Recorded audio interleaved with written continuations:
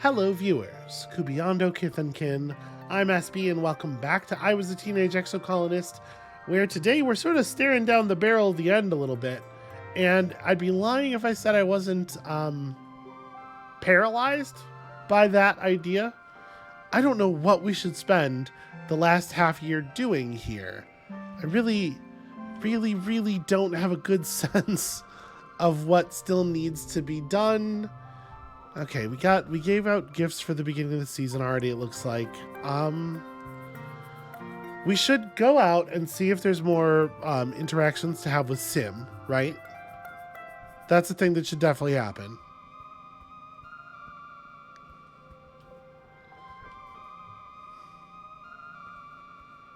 Yeah, because like the gardener plot lines are obviously pretty important.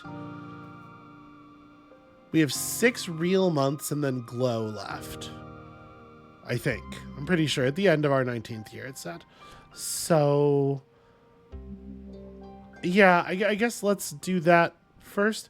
The thing is, we just picked up this enlightened bonus because we maxed out creativity.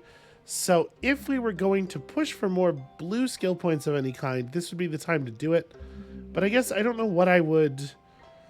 Like, we can probably gain a lot of engineering pretty quickly. Maybe even max out engineering in the time we have left, but I think we would end up trading off some of our outside time for it. We're certainly not going to do it in 2 months and then visit all the outside areas. Then again, visiting some of the outside areas may end up being a total waste of time anyway. Well, you know what we can definitely do is we can go to the ridge. We'll get some engineering for that, and we'll benefit from the bonus here. I guess let's start with that.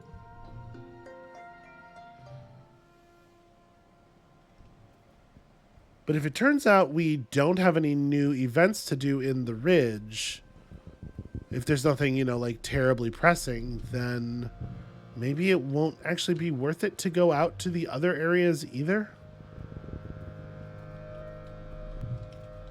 Still don't have any idea what these strange devices really are for. I keep forgetting to try to use them in challenges.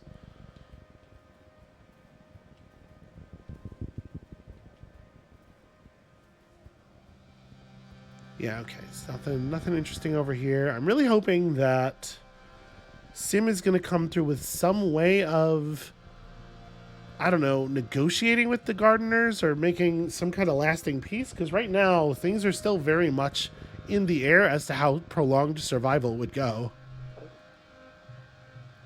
Utopia has sent a team of geologists to get a closer look at this region's weird terrain. You come across them working and Utopia beckons you over. This seems like we've seen this before, haven't we? Judging by how the layers of sedimentation are broken up, yeah. We've totally seen this. Well, we get some engineering from that. That's cool. Set up a drone hive to measure sediment layers along the cliffside. Okay, yeah, not too upset about that. Bonus engineering points. But it's weird that that had Utopia there with the ellipsis, considering that it wasn't new. It wasn't a new event. Sim nods as you approach. Just the human I wanted to see, he says with a solemn smile. The Overseer would like to speak to you again. Sim leads you to the same cave as before. Nothing has changed, and you get the impression that nothing much does change here. You place your hands on the handles of the array and wait. We have thought over our conversation. You feel the Overseer in your mind. We considered that Symbiosis may be corrupt and in need of reabsorption, but his affection for your species is genuine. So we have an offer to make you. Humans wield godlike powers, but lack the capacity to understand the consequences of their actions, the Overseer explains. You have no connection to the land you claim, beyond the short, brutal window of your own consciousness. Our offer is this. We will not eradicate your colony. Instead, you will be tended to, just as the gardeners tend to the rest of the planet. You will be given fresh water, clean air, and good soil, and be protected from outside harm. In exchange, humans will stay within their colony and limit their population growth so as to maintain the balance within the habitat. You will not leave this territory to procure more resources. You will cease all hunting, logging, and expansion outside of your valley. I do sort of want to say this, like, I realize that we are regarded as special, regardless of how special we actually are. We're certainly regarded as special by the gardeners. But, like, what I'd really like to say here is I am not in a position to make that decision on everyone's behalf. I feel like this is a thing we need to take back and, like, put to a vote. But even if I did think it would have been okay in theory for one person to make this decision for everybody, I literally can't. I have no authority. Hey, don't you realize I'm just a kid? Symbiosis tells us you are the only one who could bring this to the other humans. The Overseer responds, never underestimate the power of a single seed. Now, you will go and convince the others of your species to agree to our compromise. I will try, you know? You say you don't know if there's any way to convince Governor Lum to agree to this. The Overseer seems to accept this. An envoy will visit in glow season to discuss it formally, it replies. To be clear, an armed envoy. We suggest making yourselves look non-threatening by then. Sim gives you a slight smile. That seems like it went well, he says. I fought hard for them to consider options other than eradication. I'm glad that my trust in you was correct. As Sim leaves you back to the surface, you quietly wonder at him. This man, or rather this ancient artificial intelligence resembling a man, has pushed his directives to the limit to help humanity. His interest started with mere curiosity, but over time he's come to love humans and value your survival. Has he made a mistake? That's a great question. And like the honest truth is, I don't know how I feel about that deal. It's pretty confining. It's pretty, we are not the masters of our own destiny. But us requiring that we are always fully in control of our own destiny, first of all, is like pretty presumptuous, given the like incredible power that the gardeners seem to have, as to whether or not we could stop them. But also it's pretty presumptuous in the sense that, like, it represents the idea that we have that power over ourselves in the first place, which I would say all of human history suggests maybe in fact we do not. Maybe we are not in fact good enough at controlling ourselves to be in control of our own destiny, let alone interactions with the outside world, etc. To say nothing of the moral implications of a group of beings like us being the ones who get to make these decisions that affect the lives of so very many beings, many of whom are not like us. All right, well, I guess that's what we're getting. I'm fine with just going home at this point. We'll get the end of the month engineering bonus, so we got the +1 from Enlightened twice, which is better advantage than we would have taken of this working in the lab or anything. And the encounter that we just had was probably really important. Governor Lum enters the colony square to his customary bombastic fanfare. Brass band, red carpet, banners with the Heliopause logo snapping in the hot dust breeze. It's disgusting. The governor gets his usual tithe of applause from the diehard soldiers, but it's obvious how tired and fearful everyone has become in service to his war. You catch Mars's attention, and she rolls her eyes and makes a gagging motion. Cal looks sullen and withdrawn, refusing, along with the rest of Geoponics, to give Lum any applause at all. The governor raises his hands for silence, though it's largely unnecessary. Pioneers of Vertumna, he begins. We stand here today not shivering and quaking in fear, but with our hands around the neck, he makes the ringing gesture, of the planet herself.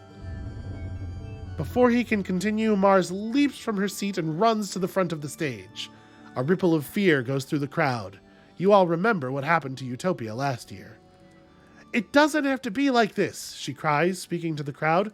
We don't have to listen to him. He's just a bully with a gun, like the ones we left behind on Earth. Hell yeah, Mars, I am watching in delight. She turns to the council. Why are you just sitting there? Come on, aren't you going to do anything? The council look at each other. Rhett seems unmoved, and Utopia shrinks into herself, holding her hand to her chest. Aunt Anne looks concerned, but fearful of Lum. Instance is grim, and Seek just waits to see what happens. Only your mom looks enthusiastic, but she wisely looks around at the others and doesn't voice her support. Given that Lum's already hostile towards her, she'd be risking too much. Lum gestures sharply to his guards, and Mars is seized and taken out of sight. Well, I'm pretty pissed off at all of the adults for not having her back on that, because she's 100% right. In the uncomfortable silence that follows, the governor strides to the front of the stage and looks down on the crowd. As I was saying, you can trust me to lead this colony and humanity into a new era, he says, an era of peace and prosperity, where we no longer need to fear the creatures that come out in the night. He raises his fist to the sky. This planet is rich, he cries. It is the Earth we were promised, unscarred by the mistakes of our forefathers.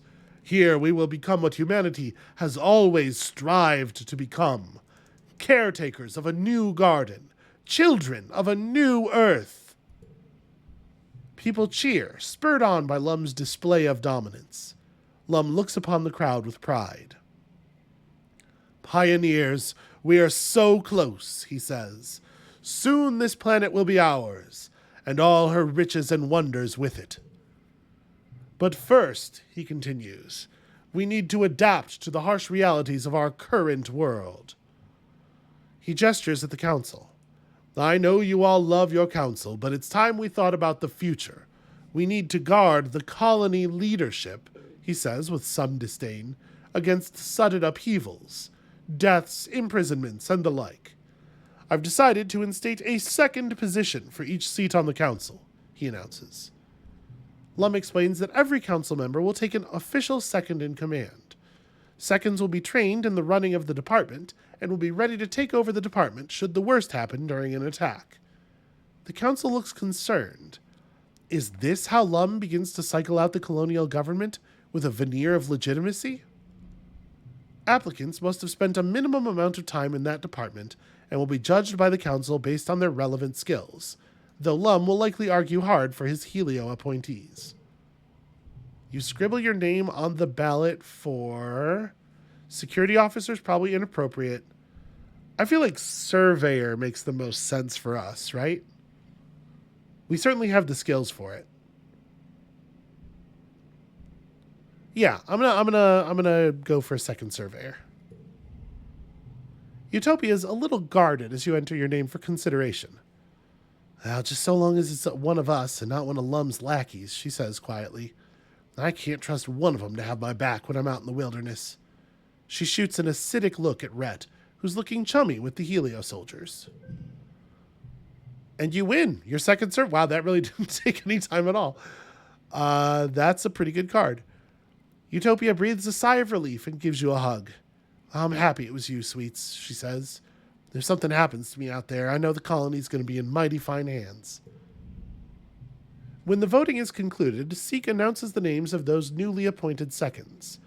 The crowd cheers for you when Seek reads out your name as second surveyor. Mars nets second administrator, much to Lum's disappointment. Nem is appointed second security officer under Rhett. She looks green with nerves. I am shocked that it was her instead of Vase. Tangent stands proudly in her rightful place as chief engineer Instance's side as her second. Cal is chosen to be second cultivator. He looks a little overwhelmed. Your mom must have put his name in. The steward of the Heliopause joins Aunt Anne as her much-needed second steward. There's a lot of babies in the colony now, and someone has to help take care of them. After the politicking is over, the crowd adjourns to the feast tables and, eventually, the dance floor. The sun's set on the long day, the heat breaks, and the party continues well into the night. I'm really shocked that there was no period of like campaigning or maneuvering or anything. It was just like, hey, this is happening. We're taking the vote right fucking now. After the festivities, it's straight back to work as usual. Everyone complains. You usually get at least a few days off after Vertumnalia, but Lum reminds the colony that it's only a few short months before the next attack. Your dreams begin to increase in intensity as the wormhole draws closer to the planet, filled with terrifying and confusing visions. A feeling of urgency dogs your steps, like you're running out of time.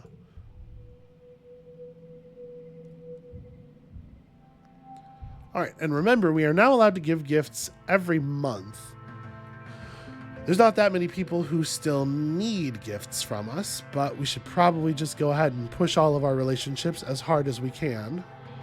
I see no reason not to.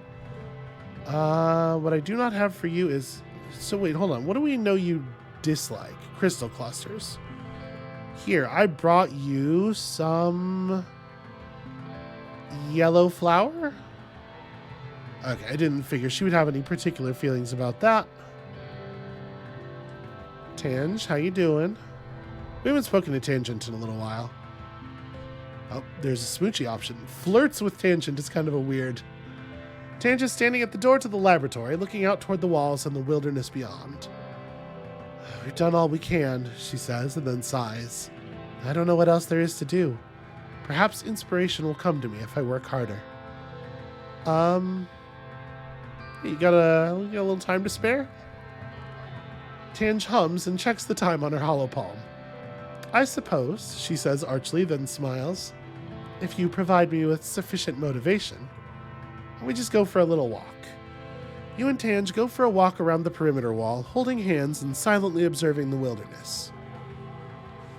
I never thought about what Instance was really asking me to do, Tange says when you take a break to sit. Her legs dangle over the edge of the wall. I only thought about how good it felt to have an adult tell me I was smart and that I was important. She manipulated me. Tange sighs, and I almost committed genocide for it. Humanity really is flawed. You squeeze Tange's hand and she gives you a sad smile. I hope I can make up for it. Thank you for believing the best of me. So, like, I feel like I've averted like 6 or 7 different, like, serious colony ending catastrophes, and no other serious colony ending catastrophes have happened. So, like, I am sort of wondering if we just happened to be just kind of like bumbled into the solutions for the engineered plague and Dis's bomb and the starvation and the shimmer and everything, or if it's, you know, sort of like always the case. There's a bunch of things that can go wrong, but like basically don't, and you only get involved in the plots that you could possibly stop. Because otherwise, I mean, like, it's a hell of a coincidence, right? That we just happen to have been in the right position at the right time to avert everything. Hey, Nomi, I brought you some crystals. Oh, it's your birthday. I figured it out. Well, that's cool. It's a little late to take advantage of, but I guess I'm happy to know. Filling out the thing on everybody. Rex, have a mushwood log. I do not like when he makes the smoochy face at me. It is a little too much. He wants to talk as well. We're gonna give Mars a flower and then we're gonna go talk to him. All right, we have marzipan 70. Okay, I mean we're getting somewhere. Psst, hey Samhain, over here. You look around and see Rex gesturing you toward a bit of tarped up rubble. You head over and pop your head inside. Rex peers at you from the gloom, his heterochromatic eyes gleaming in the light of his hollow palm. Okay, look, get in here and close the tarp behind you. Rex, dude, I think I've been pretty clear about this. You settle in cross-legged beside Rex, and he shares his hollow screen with you. Look what I found, he says seriously. On the screen are some, well, wow, those people are not wearing clothes, and they would very much like you to know that. Now that you're an adult, it stands to reason you'd have access to adult entertainment, but wow, it's all just there, isn't it? And you can just look at it? That seems like a bug. Like, you should tell an actual adult, maybe? But nope, it's all there. You can even log onto the Hollow archives with your own password and see for yourself. Truly, we live in interesting times. Rex grins at you. So, you want to check it out with me? Okay, I know where this goes. Dude, no thank you. That's okay, Rex says, looking completely genuine. He closes the tab on his holoscreen and pulls up a co-op video game instead. We'll play a couple of games of Dig Dig Digger Dog instead. I just really don't want to go back to work yet. You have a good time playing video games in Rex's little hidey hole until you hear someone calling Rex's name. His ears sag as he laughs nervously. Whoops, guess I gotta get back to work. Rex gives you a jaunty wave and leaves before someone can find him. It's super weird that that's the first we've heard of the community's stash of porn on the media servers, because like that's a thing kids would be talking about and trying to get into all of the time. It would absolutely be known. I don't know. All right, so I know I took the position as second surveyor. Do we think there is actually value in going out to do more surveying at this point? Maybe I should take advantage of the enlightened trait and just like jam on engineering for a moment. We can go out afterward, right? Hold on, did we did speak to Mars. Mars' second administrator. I wonder if there's a way to...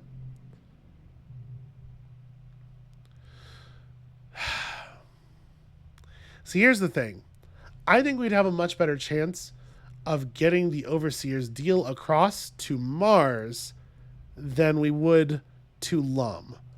I wonder if there's a way to engineer an accident of some kind.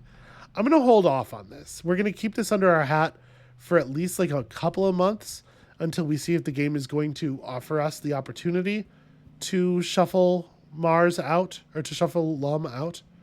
I mean, it has to, right? It has set up so much, it has spent so much effort setting up that this is going to be a thing that can happen.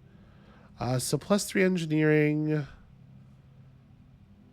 This gives us engineering and reasoning, and it's less engineering, but engineering is the main thing, so it's what'll get all the buffs. I don't know. I guess it doesn't really matter. We're not going to max it out. We're not going to be able to get anything to a point that matters anymore, I don't think. Yeah, probably not.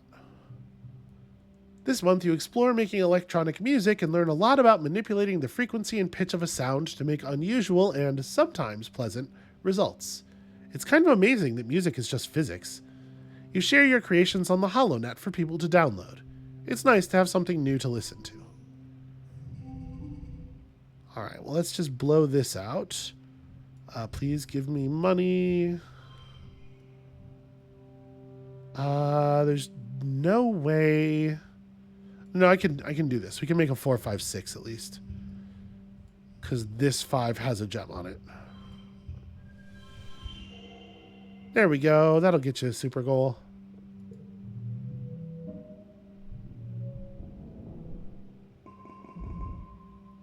Yeah, I mean, it's pretty good. It's a pretty good amount of stat points overall. It's just not going to be enough to do anything before the end of the game.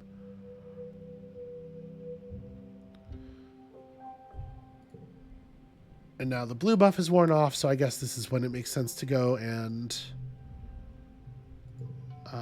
do other stuff. Do you want this strange device? Sure, okay. As much as anything, I suppose. I have a present for you. It is some shiny crystals. What's up, Nomi? You're about to challenge Nomi to a game of Laser Fable, but you notice they seem kind of down today. When you ask what's up, they just sigh and scuff their feet in the dirt. So, what do you want to be when you grow up? I think that's a weird question for an 18-year-old to ask a 19-year-old, but I mean, like, I get it. It's just like the usage of the word grow up, the usage of the phrase grow up here is pretty weird. I want to be like an explorer. I like being an explorer a lot. Wow. It's so cool that you already know what you want to do, Nomi says in awe. What's that like? I've been thinking about what I want to do with my life, but I just don't know, Nomi says, pouting a little. I thought that being here would mean I could find something I'm good at, but everything I try just sucks. It's boring, and I'm not good at anything except drawing and writing. Before we landed on Vertumna, I thought I'd end up doing whatever was assigned to me, Nomi continues. Like we had this duty roster, right? And I figured I would keep working in the canteen and then I could spend the rest of the time playing holo games and making up stories. They frown. I've peeled a lot of potatoes. But since we've landed here, I've been talking to Mars, and she's real serious about this idea that any colony worth living in needs to have artists and writers like me. They touch their fingertips together. So I was thinking, what if I really did follow my dreams? Nomi perks up a little, just talking about it. I could be a comic artist, or a holo game designer, or a writer, or I could be anything, as long as I get to make stuff that people like. What do you think, Samhain? I think Mars is right on here. The colony absolutely needs people like that. You really think so? Nomi exclaims, holding their hands to their cheeks and popping one foot off the ground. Oh, I'm so happy. Did you know that in ancient times there used to be people called bards whose only job was to tell stories? That sounds like the best thing ever. Yeah, I would really like to see the world in which Nomi gets to do that, and I'm very concerned that that world doesn't exist if Lum is allowed to remain in charge. Here, I brought you a flower. And I think that's kind of it. Oh, Rex is standing right there.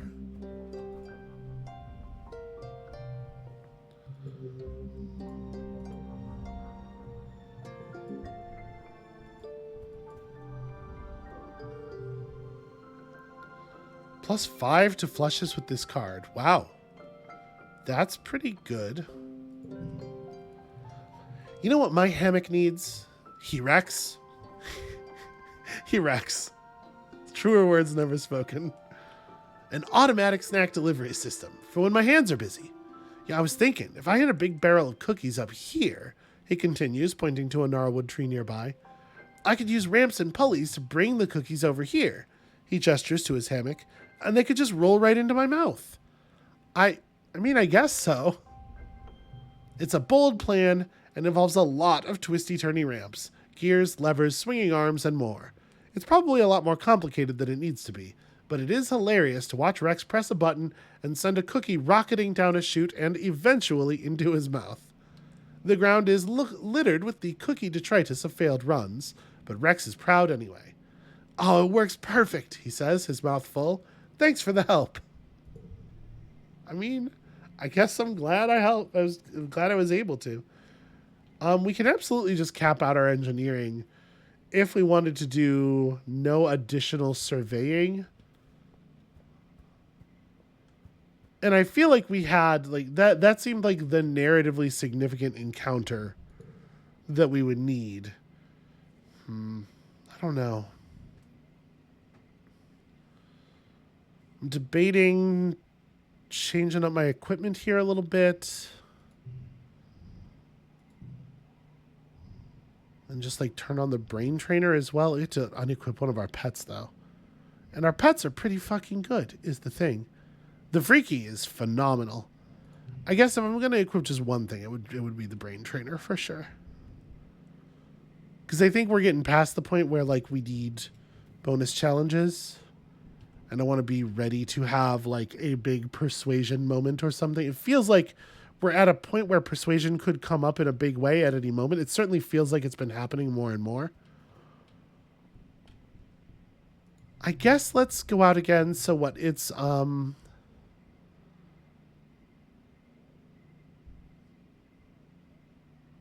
the plains is the place where we've seen the most other meaningful stuff with Sim, right? I think. Really torn on how much sense it makes to keep surveying. I guess let's go to the plains and see what's up.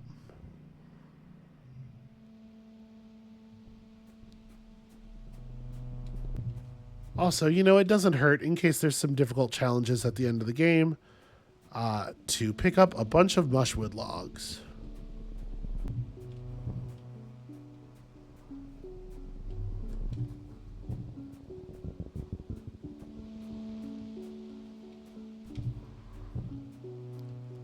I have to say, it is. I think there's an interesting kind of disconnect.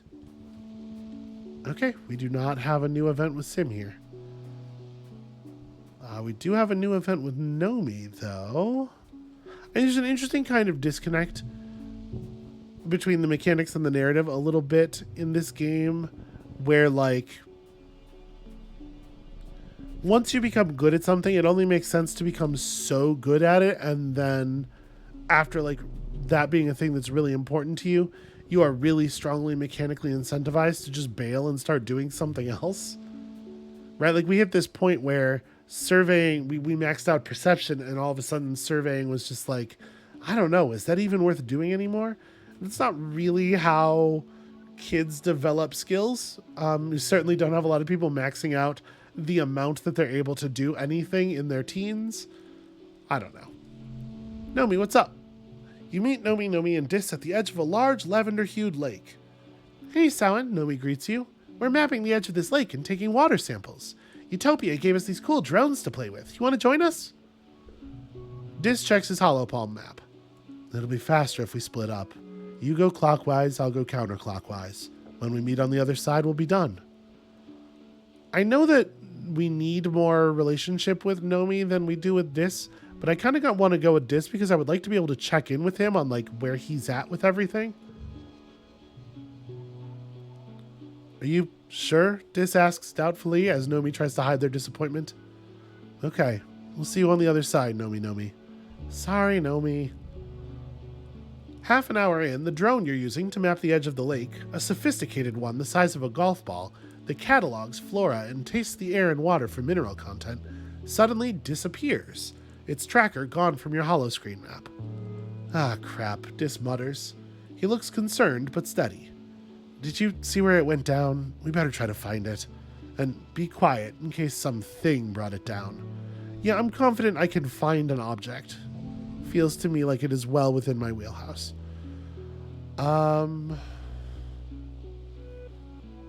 Well, we could force us straight with Scary Face.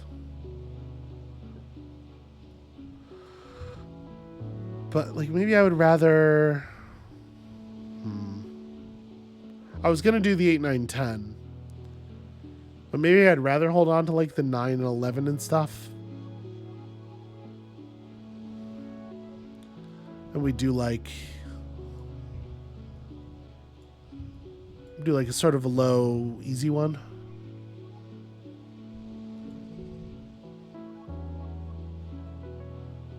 Alright, we did not draw another... wild or anything. We could do some modification here, obviously.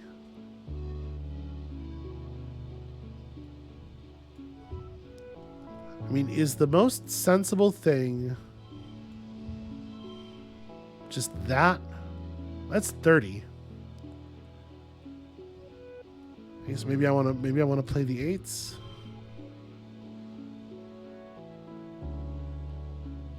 Yeah, we're hoping not to have to use a blue 8, right? And we have plenty of multicolored 8s that we could draw. Or we could just draw a different blue 8. That's fine. We have no way to make a 10 happen. Sadly, so we can't quite get the straight I was looking for, but, you know, 7, 8, 9 is not, like, horrible. And then also throw an 11 on there. And then also...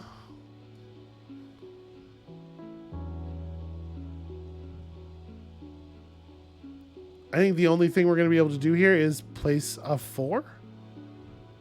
We could use, if we place the Grand Feast, it turns this into another 9, which breaks our straight. Yeah, we have like a million 4s. Whatever, good enough. You scramble up a ridge for a better view, and there it is. It's in the lavender water at the edge of the lake. Dis is impressed you spotted it. Nomi comes around the bend as Dis fishes it out of the lake with a stick, saddened by its soggy, shorted-out state. Maybe it can be fixed. Maybe not. Wow, Nomi says, pumping their arms. I thought I was the one who was going to have trouble. Not this time. Dis laughs it off and kindly congratulates Nomi on their successful solo mission.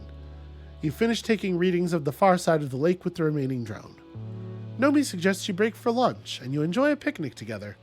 The only 3 humans around for kilometers. Dis almost seems comfortable around the 2 of you. That's really nice. I'm really happy that, we managed to put Dis in a situation where, he has, friendships, and he's not, we're not the only person in his life and everything. I'm a little concerned about the bomb, which apparently we are not going to get into. I feel like I should be allowed to, pry a little bit. Just push a little bit about, hey, dude, what was the plan with the bomb? And also just, talk to me, please. The game just sort of waves it off in a way that's really strange.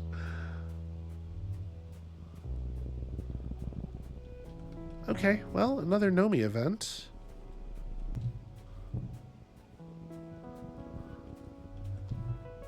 What's up, Nomi? You find Nomi crouching in the bushes, watching a majestic balneol bathing in a nearby pond. They wave you over and pull you down to crouch beside them. You think I can ride it? They ask, gesturing to the balneol. They're so slow and gentle, and I don't think it'll mind. Look at its cute little face. You watch the balneol open its cute little face and suck down a huge mouthful of mud and water. Do we know this creature? I think this is the first time we've seen this word, and so I don't know how dangerous this is. I certainly would not want to let Nomi do anything that would harm them. I'm gonna say I'll help. If anybody can make this work, it's me, right? Yeah, sure, I'll help. All right, they cheer, standing up from the bush. Wait, now? You didn't even make a... Nope, there they go. Nomi has a lasso ready and everything, and before you know it, they've got it around the balneol's neck, and they're halfway up the thing's slimy flank. So we can just keep it calm, because we got all these animal points. We could do a toughness challenge, and probably actually gain some toughness, but I also don't know if there's a lot of utility to that. Listen, I'm just going to keep the creature calm. We don't want it to get distressed for its sake as well as for Nomi's sake. The balneol is started, but you distract it by coming out of the bushes and splashing around in the lake. It regards you with curiosity. It's a gentle giant, and it doesn't want to hurt any of the pond's smaller denizens, apparently including yourself. Nomi scuttles up the rest of the way and whoops with joy when they're at the top. The balneol seems irritated, but after a while it settles back into the muck and goes back to eating. A huge plume of spray erupts from their blowhole, misting all over Nomi. Nomi stands up and does some superhero poses on its back, a huge grin on their face. You snap a few shots with your hollow palm to share on the HoloNet later on. I guess that's the balneol. Also, I do love this art of Nomi. It's very good. After a while, Nomi slides down from the balneol's back and gives you a big hug. Thanks, friendo, they exclaim. They review your photos. Oh, wow, these are going to be great reference photos, they say, clearly already thinking about their next great masterpiece. They wander away, head stuck in their hollow palm, paying so little attention to their surroundings you're almost tempted to follow and make sure they don't blunder into trouble. Maybe they should just stick to drawing monsters. There's no way they could have done that without you there to help. And I think we'll just go ahead and go back. I feel like we got the things we were going for there. Spent the month exploring, got a bunch of skill points that you didn't actually get. Got a bunch of collectibles that matter. Got some experiences with friends that matter. Nothing important as far as managing Sim or the gardeners, though, which again makes me wonder. Oh, right, because we passed the toughness threshold with the item. That's fine. Medicinal roots?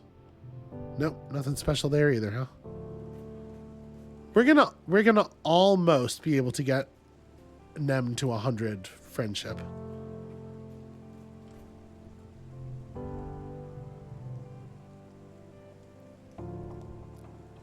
We can get into a debate. Yeah, let's do that. Mars would never stoop to using her fists to get her way, but she loves a good fight nonetheless. You ask her what she would have done differently if she'd been the captain of the Stratospheric when you landed, and her eyes go wide. She launches into a laundry list of shoulda wouldas, and whatever she says she would have done, you offer reasoning for why it wouldn't have worked. After a while of this, Mars is positively invigorated. Wow, you really thought about all this, didn't you? She says, cracking a little smile. You're totally right. It is a lot more complicated than just making decisions and telling people what to do. Thank you. It is so important to have people around like you around to keep me on my toes. She cracks her knuckles. Okay, but when I'm governor, I will do so much better than the adults can. You know what? I think I believe that. Also here, I found this flower for you. We have given her so many flowers over the course of this game. Here's this for you. Wait, also you get a hug.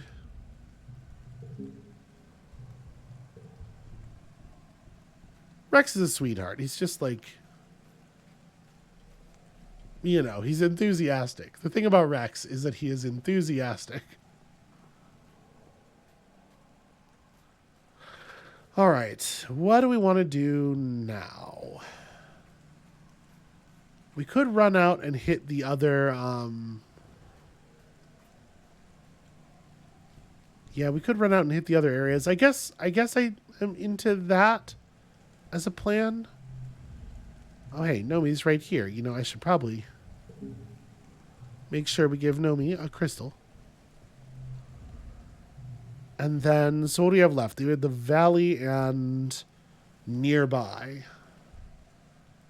I guess let's go look at the valley. See if we have a sim encounter up here. And then in theory, we can de-stress nearby, but also like it kind of doesn't matter, right?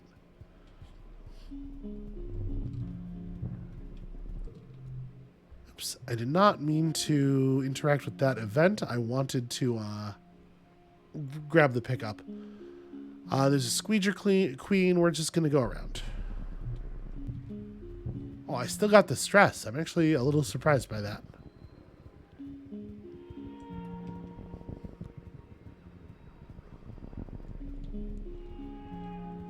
We'll go say hi to Sim in a second here.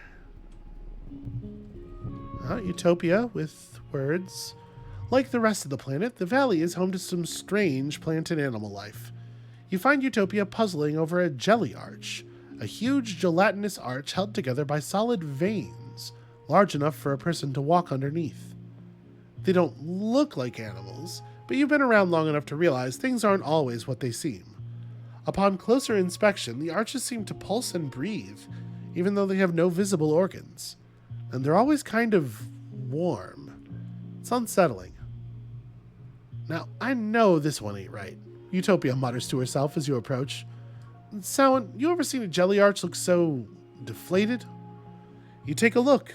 It's true. This arch just doesn't seem as structurally sound as the others.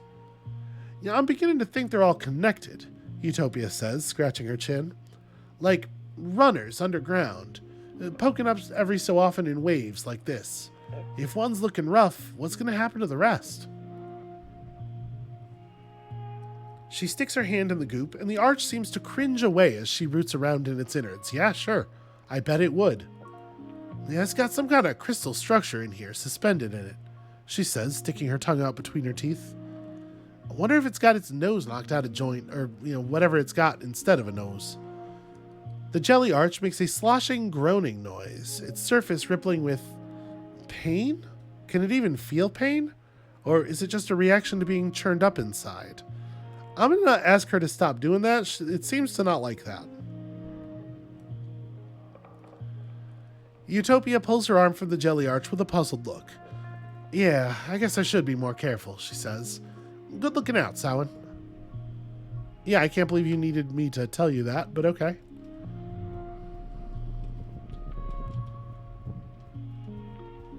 I don't remember this being so branchy.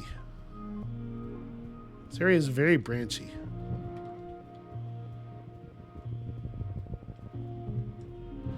So I believe that Sim did not have... Oh, hey, manticores. Manticores are last. I believe that Sim did not have a speech bubble. So I'm expecting when we get to him that there'll just not be anything of value there. Alright, I do feel like I've collected everything now. What's the deal with this one?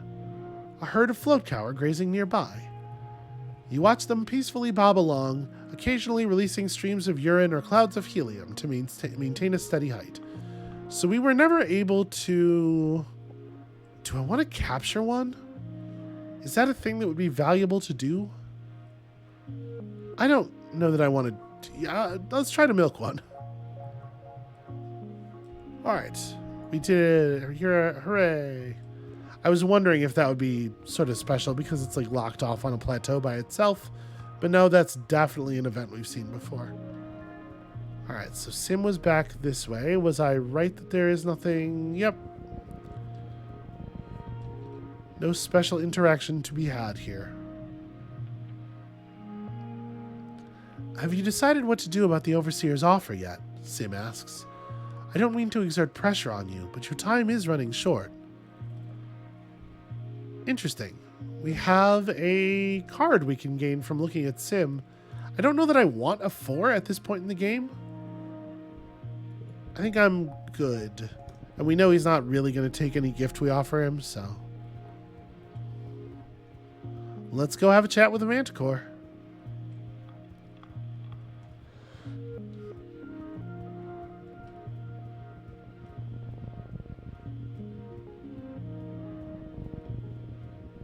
What's up, friend? The Valley of the Vertigo spans a huge and relatively safe area, so it's rare to see other foragers out here.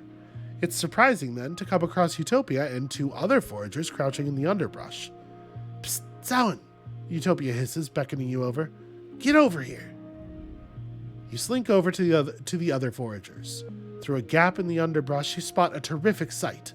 A fully grown manticore has fallen into a nest of at least 20 snap bladders, and they're engaged in what looks like a battle to the death. I got 10 kudos on the snap bladders, she says. I fell into a nest once. I was laid up in the medbay for a week. Poor manticore, one of the other foragers says. What a way to go. The last forager snorts. Who cares? After what they did to Hal, every manticore can rot for all I care. The manticore roars in pain as it's torn apart by the whip-fast, hungry snap bladders. I mean... I'm gonna help it. That is a fucked up way to die. I cannot just sit here and observe that. Really awkward. Really awkward. So we can do... I mean, we could do like a 2, 3, 4. Sorry, this slot is red and adds a point. That's actually complicating.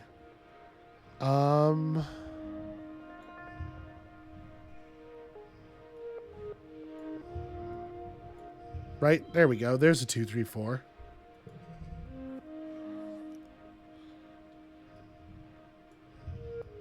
Six, 7, 8, 9. Taking advantage of these straights. Also, it's really nice to have a lot of base values on cards that are really high. So you can do something simple like that and still get a 40 out of it. And then, I don't know. This doesn't matter terribly. I guess we just build another long chain here. What was going to be my 5? Do I have a 3 that doesn't have a gem on it? I don't. So this is going to be... I don't know. That's right. We want that to be 2. Duh. What am I talking about? And it doesn't really matter whether we switch out... Yeah, no. This is how we want to do this. Whatever. Good enough. Utopia tries to stop you as you burst through the underbrush, dedicating yourself to being the best distraction that your weak, fragile human body can be. Enough of the snap bladders turn their focus on you that the manticore is able to easily pick the others off. Crunch, munch, snap. Off go enough heads in the manticore's powerful jaws that the survivors cut their losses, disappearing back into their burrow. Now you find yourself face to face with the Manticore, Vertumna's perfect murder machine. It looks at you quizzically. You look back. You feel a weird connection to this creature. Suddenly, the Manticore roars, lunging at you and lashing its great mane. Wisely, you scream in terror and get the hell away. Luckily, the Manticore is too wounded to bother chasing you. You and the other foragers make it away without injury. And I think off of that, we can just go back.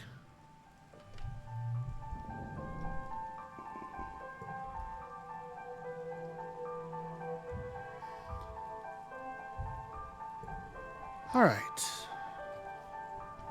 So we can give out some more gifts here. I have a present for you. Also, we got some eggs for Nem. That's going to help.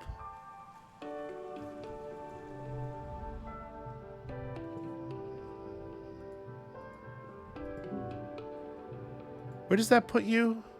98. Okay, so next month we can max that out.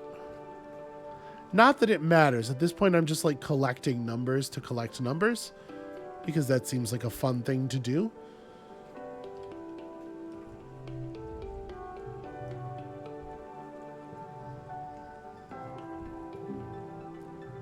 Giving out flowers every month and somehow just gaining more and more flowers. I got you a mushwood log. And that's got everybody. Okay, fine.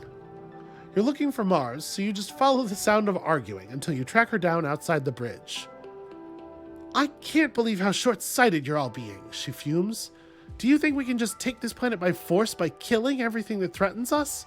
It's like you've never thought about anything other than your own ego for 1 second in your stupid life. Who do you think you are? Lump roars. You'd all be dead in the ground if it weren't for me and my soldiers. We're the only thing standing between this colony and destruction. That's the problem, Mars retorts, sticking her finger in Lum's face. You only care about defense and not about growth. She gestures wildly all around her. This place is a backwater. There's nothing here worth protecting, she continues. We need to start thinking about economic and social policies that encourage growth and creativity, or all we're ever going to do is scrape by a miserable existence on this stupid fungus rock. What do you think we're doing? Lum counters. We can't grow until the enemy is defeated. There will be time for all of your... He waves his hand at Mars's extravagant outfit. Nice jewelry and fancy clothing when our work is done. He crosses his arms, looking smug. You think you can just walk in here and tell me what to do, little girl? You don't know the first thing about what it's like to run a colony. You just play pretend. At Mars's shocked look, he continues. Yeah, I know about you and your little club, Lum sneers. You're a rich little princess playing politics. You should go back to what you're good at, looking pretty. I think we snap at him here. Hey, that's not fair. She might not love that, but I think that it's in character for us. I can handle this, Sowen, Mars says, gritting her teeth. At least I'm doing politics and not just jerking off with my buddies about killing things, Mars spits. If every eye in the room wasn't on her before, it sure is now. While Lum is sputtering, Mars tosses her hair over her shoulder and smirks. See, it's not so nice when other people do it, is it? Mudslinging politics is so old Earth, she coos. But don't worry, I don't take your lack of class personally. Get out, Lum roars, and Mars turns on her heel and leaves command, grabbing you on the way out. I mean, we're right at the end of the game. It feels like it's a little bit late to be... I guess maybe that could be the way it ends, that the ending event is dealing with Lum. Actually, that makes a lot of narrative sense. Rex is hanging out with Nomi in a secluded area of the colony. But as you approach, you can tell from the first aid kit and Nomi's tense posture that this isn't a casual visit. Please stop fussing, Rex, Nomi pouts, dabbing some ointment under Rex's eye. You have a cut right here. It's just a scratch, Rex protests. He sees you coming over and brightens, sitting up straighter and knocking Nomi's hands out of the way. Hey, Sowen's here, he says, over loud, and Nomi scrabbles for the first aid kit before realizing it's too late. You've definitely seen it already. They glance balefully at you, but Rex is all smiles. If it weren't for the purpling bruise under his eye and the cuts across his cheekbone and lip, you'd almost think things were normal. What happened? Oh, nothing. Don't worry about it, Rex says, waving a hand. I wasn't watching where I was going, and I ran into one of the unfinished walls around here. Yeah, 17 times, Nomi mumbles, valiantly trying again to tend to Rex's face. You should tell Samhain the truth. Maybe she can do something about it? Rex, what's really going on, buddy? Oh, it's nothing, Rex says. Nothing I ain't used to anyway. It just happens sometimes. People get it in their head that they want to stay on Vase's good side, and the easiest way to do that is to beat on someone he doesn't like. Rex shrugs one shoulder, indifferent. It's fine, he says. They'll remember what I'm good at and come sneaking back eventually. Oof, this is... Rex, I mean, I know that you like to get along with people and you like to make people feel good and everything, but, this is grim. There's some real grimness to your life here. It's getting worse, though, Nomi adds softly. I thought it would stop when we joined the colony, but they're even bigger meanies now. Rex smiles encouragingly at Nomi. Vase is just mad that you and I have real friends here. He hates that he and his bullies aren't the only big damn heroes in town anymore, and that he can't control what people think about us. It makes him feel small, and he hates that. Hey, what is the deal with Vase, anyway? Rex sighs, his shoulders slumping. I don't even want to bring it up, because I'd rather think about the future and not the past, but... When we were younger, Vase was just a normal kid like me. We were both kind of the runts of the litter, but he had a chip on his shoulder about it and always tried to boss people around like he was actually top dog. I tried to be nice to everyone, because, that's the pup in me. I just want to play and be friends. And Vase did not want to be friends with me, Rex says. He kind of hated me, because people liked me more. Nomi takes Rex's hand, and he shoots them a little smile before continuing. And then one day I was just hanging out with my friends when Vase walks right up to me and starts picking a fight, right? Calling me names and telling me I was just faking it to make people like me. My friends wanted to beat him for it, but I told them to stop, and he shakes his head. And I walked right up to him, hands out, hey, we could still be friends. And that piece of shit just straight up broke my arm. We weren't even fighting. He just got me on the ground and snap, broke it right here. Rex shows you the scar on his arm where the bone must have broken the skin. He was dead set on proving a point, I guess, he says quietly. That's why everyone lets Face boss them around, Nomi adds. They know what he does when he gets angry. Everyone acts like a bunch of heroes, but they're just cowards who'd rather let Vase keep picking on Rex instead of standing up to him and pissing him off. Yeah, he's not like this with everyone, Rex continues. He is nice to the people he likes. That's why everyone wants to be his friend. Hot air rises to the top. Well, why didn't he get in trouble? Rex laughs humorlessly. He managed to convince people that we jumped him, he says. Like we were going to haze him or something. That's what he told the adults anyway. So that became the official story. Honestly, I just feel bad for Nomi, Rex says, looking down.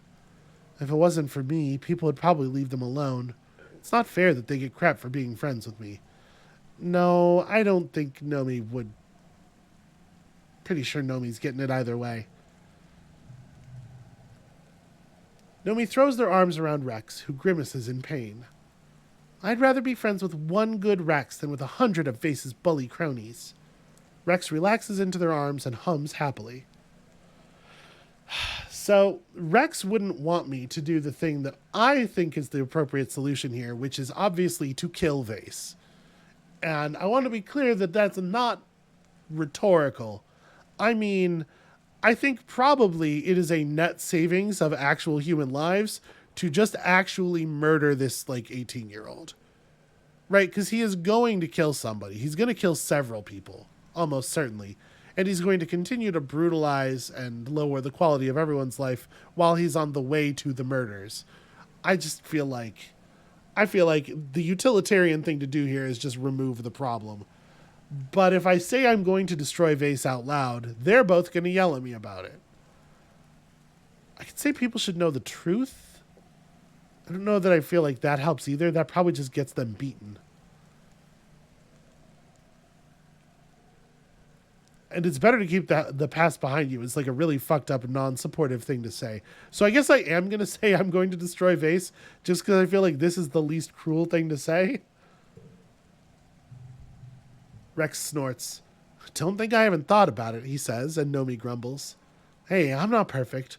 If I thought fighting back would do any good, I would have done it years ago. Besides, if I win just because I'm stronger, that's not really a win at all. I think he's trying to make a moral point here, but again, I'm thinking in terms of future harm reduction. Like, how much better would everyone's lives have been already if they had just dealt with Vase before the ships had even landed, right? Like, I don't think letting this problem continue to fester is a real solution. Besides, Rex says, I'm a colony kid now. I can be anything I want, do anything I want, talk to anyone I want, and Vase can just die mad about it. Despite his bravado, Rex sighs and scratches the back of his head. I do kind of regret what happened, though. Like, it sucks that Vase got to the point where he thought the only way he could get respect was by being a bully. I mean, he's a douche and a half, but... Nomi thumps Rex on the shoulder. You don't have to defend him, they chastise him. Yeah, the thing Rex is doing, I'm sure Rex thinks that Rex is being nice, but what Rex is actually doing here is he's kind of like denying Vase any agency in this situation. Like, being a monster is something that happened to Vase instead of something Vase is choosing to do. I'm not defending him, Rex says, spreading his hands wide. I just think sometimes, like, if I could have seen he was hurting and been a better friend to him, I could have changed his whole life. And think about how different things would have been growing up on the Helio if he wasn't the friend who got away. But, like, you did, though. The story you just told me was of a kid who saw this and resolutely batted it aside. Rex is eager to, like, assume that he did something wrong. And again, this comes from a sort of like self-martyring impulse.